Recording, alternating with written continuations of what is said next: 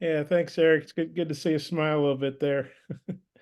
Um, hey, I know I asked you about the rotation. I was wanting to go a little deeper there for something I'm working on. You look at these 8 guys, and probably at the LSU game, several of them weren't in the rotation for various reasons. Um, what have you thought about how this group has come together? And like you say, you're playing your best ball. Nate Oates said that too, that you guys are playing their best ball. What is it about this group that's working? And a month ago or whatever, could you have imagined this would be the core group you're going with down the stretch? No, I mean, I think one the it's a group that's continued to work. I think the other thing is just the health. Like KB dealt with some different things. He's still dealing with an Achilles. Obviously TB has been hurt throughout different times of the season, and it's just kind of a group that when we've tried to add everything up, meaning practice and games and the different vehicles that we use from a statistical analysis, it's just been the kind of the group that we've settled on down the stretch here. But guys that aren't in the rotation obviously have to stay ready. Especially in a tournament type setting. But yeah, I mean, how it's evolved is probably a whole bunch of different things, put together, Bob. I don't think it was just one particular thing. We've been trying to find a group that complements each other as well. So there's all those different factors, really. Well, why do you think it's working with these guys?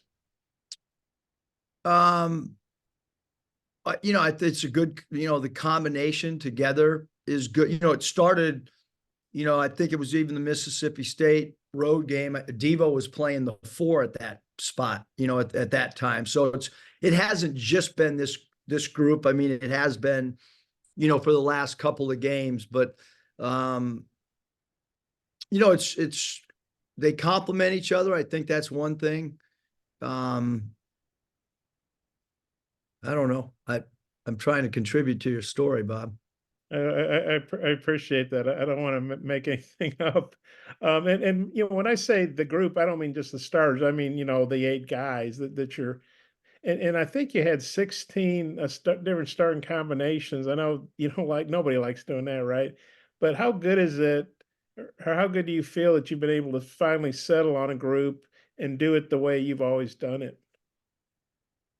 Yeah, I mean, I think the team has played confident. I mean, I think our last 3 road games on weekends were Mississippi State, Kentucky, and Alabama. Those are 3 hard places to play. All you'd have to do is look at their home record. If you add those, and we didn't win them, but we gave ourselves, or we had an opportunity to win all 3 of those games, so I think that it's a confident or a more confident team than we were earlier. And I do think that, this particular group knows where shots are coming from and who they're coming from. And, I wanted to ask something about Davenport too, if I could kind of follow up what you said the other day. I was reading this might have been a Scotty story from his long lost whole hog days, but Wes Miller had a quote, I think in the Cincinnati Enquirer, just praising Davenport and how much he loves coaching him, kind of similar to what you said. I don't know how many guys you'd have 2 coaches say that about. What is it about Jeremiah that makes guys like you and Wes Miller love coaching him? just super high energy, competitive, plays with emotion, practices with emotion, good teammate, um, can accept different roles. Um, he's he's got a positivity about himself. He's great on the bench when he's not in games. Brings energy to his teammates. So I would say those qualities. Willing to take on any defensive assignment regardless of position. And I know you brought him in to be a shooter, and he's hit some shots, but he's rebounding real well. And I think there was a game earlier this year where he scored real well in the first half, but then you didn't play him because he didn't have a rebound in the first half. He's really rebounding well. had a lot of assists. He seems like he's doing more than just shooting. What do you thought about his all around contributions? Yeah, I mean, I think that's why, we're playing better. He's playing better is there is a more, across the board. I mean, he even had, for a shooter, he had a high quality assist numbers the other night as well. So, he's doing a little bit of everything, which is, what you want out of those guys that are 6'5" to 6'7". You want those swing guys to be able to, to impact the box score in more than one way. And he's starting to do that with the rebounding, the passing. He made a great dribble drive move the other night in Tuscaloosa. So, and again, you kind of look at the history of our guys that play the 3-4, and those guys have been players that can do a lot of different things. The Adisa Tonys and the Stan Amudes and Jordan Walsh's. Those guys have been, it's been important for us, for those guys to do multiple things while they're on the floor. And JD is slightly undersized compared to those other guys, but he is the closest thing to those other guys as far as a multi positional guy that can kind of play three different positions for us. Yeah, I might have a couple more. I'll turn back to Kyle if time allows. Thanks. Curtis. Coach, you kind of touched on it a little bit earlier there, but I guess you've kind of settled in on your rotation, but in a tournament setting like this, if you get to the later rounds, you might need more than that. So what's the added benefit of having guys like a Blocker, a Keon, a JG, who might not be in the rotation right now, but they've contributed for you in SEC play this year? Yeah, I mean, the only thing, Curtis, we're really worried about is how to, obviously how to beat Vanderbilt. So, as you look beyond that, I mean, I don't think that any of the players can, and I don't think that the coaching staff can, but I will say that for any teams that advance, depth can, the further you advance, depth can become more of a factor. And certainly guys like Layden Blocker. I mean, Layden has practiced really hard. And I know, Layden Blocker's staying ready to play.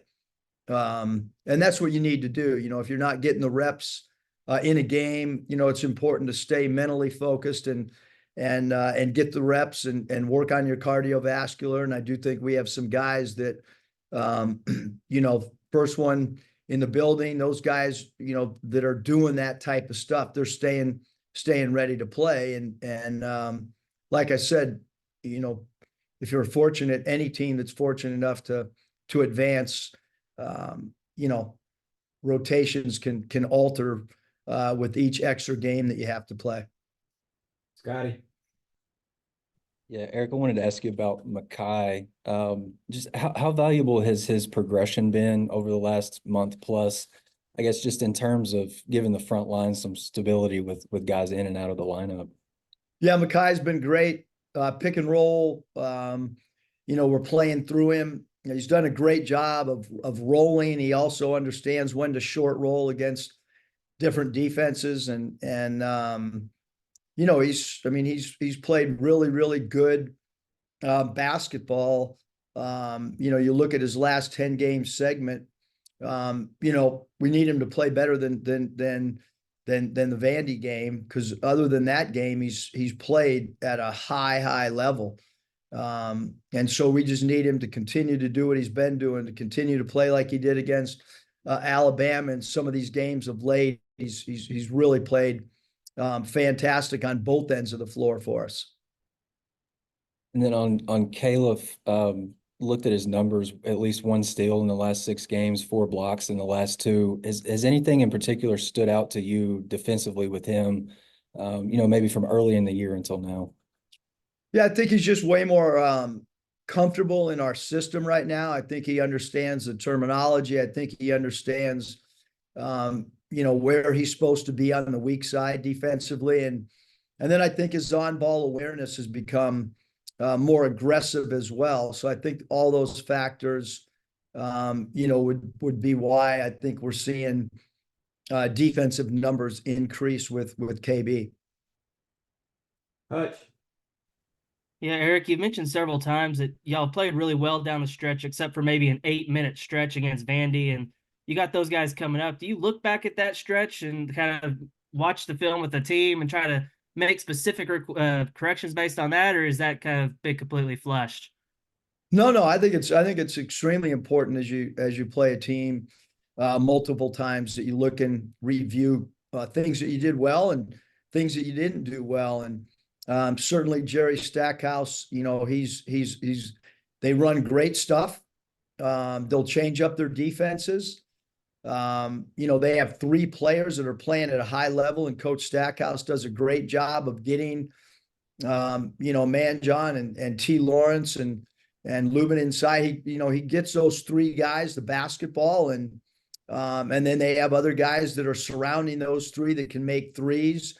But certainly, Hutch, we've gone back, and today will be another day where we'll show video of the last game. We'll also show some video and discuss some of the things that Vanderbilt did against Florida in their last win. So yeah, I think you look at our past game, that carries a lot of weight in adjustments, and then certainly their most recent games become part of evaluation, adjustments, and game planning. And I know the season hasn't gone the way y'all had hoped, but the All SEC teams came out today, and T-Mark wasn't one of the 17 guys on either team. Were you a little bit surprised, considering as good as he's been for y'all, that maybe he wasn't at least a second team guy or anything?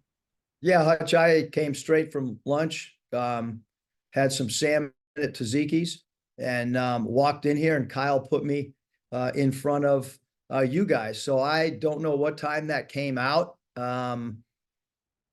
So I don't have a comment unless I had some time to digest it, but I don't know who the other names are, so I guess it would not be, it'd be inappropriate for me to comment. Certainly feel like T-Mark has had a great season, and has been productive throughout the SEC season as well. So unless I had time to study that list, I would be ill-informed, other than to say that I think T-Mark has had a great season. Jackson. Hey, Mus. Lubin, I know he did a really good job on the offensive glass against you guys, but he also got some easy baskets. What's the key maybe to making life a little more difficult for him? Does it start with the guards that they've got? Well, I think a couple things. I think, Jackson, when you look at so Florida's one of the biggest teams in the SEC, and you look at the offensive rebounding numbers in Vanderbilt's last game. That's a lot of offensive rebounds they got as a team against what I consider as good a rebounding team, maybe in our league. So, but Lubin, he did a great job reacting to rebounds. If Manjon and Lawrence get into the teeth of the defense and are able to give dump off passes, and your bigs help. Certainly that creates issues. We've got to have better smashes, was what we call it, on the weak side. And he played a great game against us. He's a really good player that, in my opinion, he's a hard cover. He made a couple threes against the Gators, so that opens up a little bit more of his game as well. So like I said, they have 3 in what our opinion, or the way that we are deeming them, is they have 3 stars, and you've got to try to contain those guys, and then you've got to understand the other guys in their rotation and their strengths, and try to take away somewhat of their strengths. And a lot of their other guys that we haven't mentioned are 3-point shooters and high 3-point attempt players. So that's kind of how we're formulating the game plan, but certainly the effectiveness that they had at that 5 spot in the first meeting, we've got to improve, and that's everybody's responsibility, from the coaches to all 5 players on the floor. Last one, Anthony. Hey Eric, hope you're doing well. Obviously, I know all the focus is on Vanderbilt at the moment, but I just wanted to ask you a little bit about recruiting, especially with some guys entering the portal at this point. Is that something you look at, or how much do you look at it at the stuff like that with at this stage of the season? We're looking at it. I mean, we've made phone calls and